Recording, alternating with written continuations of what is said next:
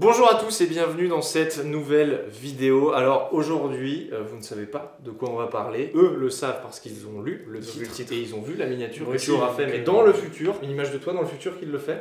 Oh non, flemme. Ah. De toute façon, la miniature, vous l'avez déjà vu vu que vous avez cliqué sur la vidéo. Je voulais vous demander si maintenant, il faut imaginer, hein, vous aussi derrière votre écran, là, il faut imaginer, si vous deviez partir en date, ok, sur une île déserte, genre pendant quelques jours, avec un réalisateur ou une réalisatrice, histoire d'échanger avec elle pendant quelques jours, qu'elle t'apprenne un peu son parcours, comment elle travaille et tout. Vraiment, tu te dis pendant genre une semaine, t'es sur une île déserte avec une personne, un réalisateur ou une réalisatrice, ça serait qui pour vous? Voilà. Et ben si vous voulez, moi je peux commencer. Okay. Allez, comme ça, je vous laisse réfléchir. Alors moi, de mon côté, il y a plein de réalisateurs que j'aime beaucoup. Voilà, on commence à le savoir sur cette chaîne, mais on a chacun des styles un peu différents. J'ai des réalisateurs un peu controversés. Par exemple, notre ami Michael Bay. Voilà, je le dis, Michael Bay, c'est un réalisateur que j'aime beaucoup, que beaucoup de gens sont en mode Michael Bay, c'est un peu un déglingo et tout. Je sais pas si vous avez déjà vu. J'ai jamais entendu quelqu'un dire oh c'est un déglingo. C'est vrai. Moi, non, enfin peut-être pas genre en mode comme ça, mais moi j'ai déjà vu des gens qui disent Michael Bay, c'est pas un réalisateur, il fait pas du cinéma. Non, mais pour moi, Michael Bay, je prends l'exemple, voilà, il a fait Transformers, il a fait 13 Hours, il a fait plein de films. Il y a souvent ce côté explosif, ce côté testostérone. Il y a Bad Boys aussi qu'il a fait. Enfin, voilà, c'est des films où parfois tu poses ton cerveau, tu regardes et tu kiffes. Tu vois. Donc Michael Bay, je pourrais, mais ce serait pas lui. C'est avec lui que tu pars en date? Non, c'est pas lui. C'est pas lui. J'ai hésité. J'ai hésité avec Peter Jackson aussi. C'est le Seigneur des Anneaux et j'aimerais beaucoup parler avec lui pour me dire mais comment il a pu créer tout ça. C'est tellement intéressant. Alors, il a fait d'autres films après, les Hobbits. Donc Peter Jackson, ça me plairait beaucoup, mais ce n'est pas lui que j'emmènerai en date avec moi. C'est comme La Flamme, c'est vraiment genre là, je prends mon temps et ce dernier billet pour Mark Carline.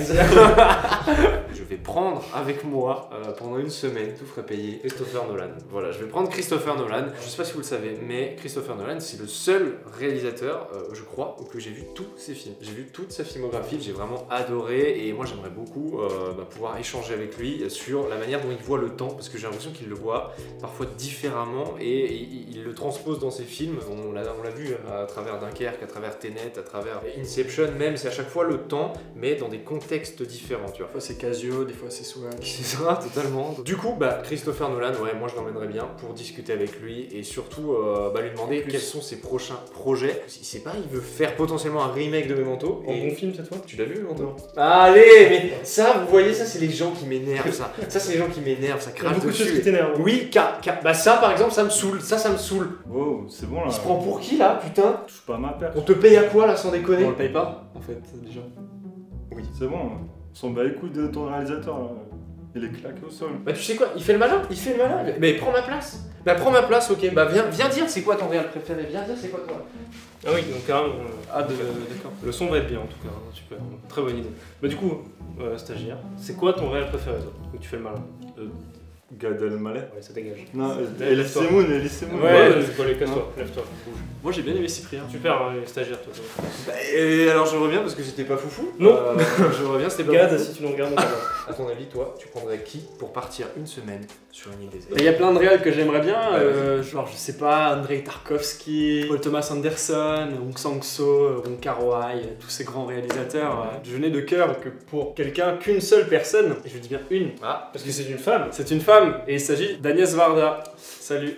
Qui n'est plus de ce monde, bon. mais c'est pas grave, dans l'optique tu peux, vraiment tu peux. Agnès Varda. À quoi je peux? Du coup elle pourrait revenir et réaliser des films et tout. Non, Agnès Varda pour 15 milliards de raisons, déjà parce qu'elle a fait un nombre de films incalculable et je crois que je les ai presque tous vus. Ouais, il y en a beaucoup. Et ça c'est quand même très beau. Il y a un truc qui est intéressant avec elle, c'est ce que j'adore, c'est qu'elle mélange les genres, elle fait à la fois de la fiction, de la vraie fiction, tu sais, avec des histoires qu'elle écrit et tout, comme Cléo de 5 à 7, Le Bonheur, tous ces trucs là. Mais c'est aussi une réalisatrice de documentaires, les glaneurs et la glaneuse. Il y a le documentaire, il y a Murmure, elle jongle avec les styles réalisation de fiction et de documentaire et des fois elle fait un mélange des deux. Je pense il y a un film qui est incroyable qui s'appelle Jane B par Agnès V où en gros elle suit Jane Birkin dans son quotidien, c'était après la mort de Gainsbourg en plus. C'est assez intéressant parce que Jane Birkin lui raconte son fantasme de faire un film. Elle a une idée de film qu'elle veut faire et Agnès Varda fait ok on va faire. Et du coup il y a un autre film qui est sorti après qui s'appelait Kung Fu Master où t'as Charlotte Gainsbourg qui joue dedans et c'est drôle parce que du coup c'est un peu genre, c'est comme si elle avait inventé un peu notre concept de chaîne YouTube à l'époque. Genre c'est un peu genre elle fait des films en même temps elle explique un peu Oui, c'est ça. comment faire les films, les trucs sortent et tout. Mais c'est justement, c'est intéressant ce que tu dis parce que je trouve qu'elle a ce côté où elle a inventé un peu ce qu'on fait aujourd'hui avec YouTube, Oui, tu vois, mais le c'est vlog, ça, oui,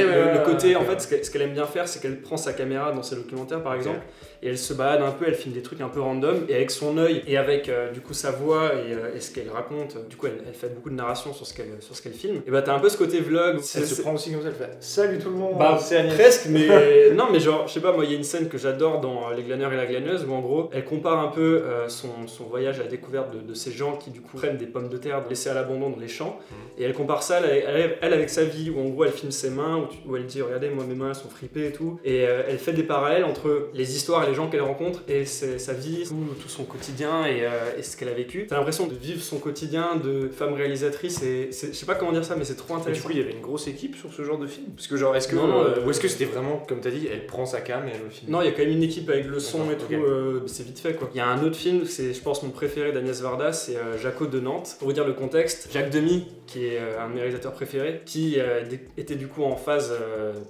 terminale de je sais plus quoi, je crois d'un cancer, qui était sur le point de mourir. Agnès Varda s'est dit ok, tu vas me raconter tes souvenirs d'enfance et on va en faire un film. Tout le film du coup c'est les souvenirs d'enfance de Jacques Demy quand il était jeune réalisateur enfant, quand il faisait ses films et tout dans son grenier. C'est tellement bien parce que tu as à la fois ce contexte du coup de tu connais Agnès Varda et ses intentions de vouloir réaliser un film pour son mari sur son mari, et de l'autre côté tu as du coup cette histoire de ce gamin qui veut devenir réalisateur alors que c'est un fils de garagiste, et c'est tellement bien fait, et c'est mis en plus dans ce film en parallèle avec les films de Jacques Demy, et du coup tu comprends ses références dans ses films. Et il y a d'autres passages dans le film qui font documentaire où en gros elle interroge Jacques Demy, où elle lui dit ouais explique-nous ces moments de ta vie quand il y a eu les Allemands qui ont débarqué à Nantes et tout, et enfin c'est trop intéressant. Et du coup comme j'ai dit, elle a ce truc unique de mélanger la fiction et le documentaire, et c'est ce que j'adore chez elle. T'as vu tous ces films? Cette authenticité. J'ai vu tous ses longs métrages et quelques courts métrages, parce qu'elle a énormément de courts métrages, genre un nombre incalculable dès qu'elle a une idée. Elle a fait surtout, elle a fait sur les Black Panthers, elle a fait sur son oncle qui vivait à San Francisco,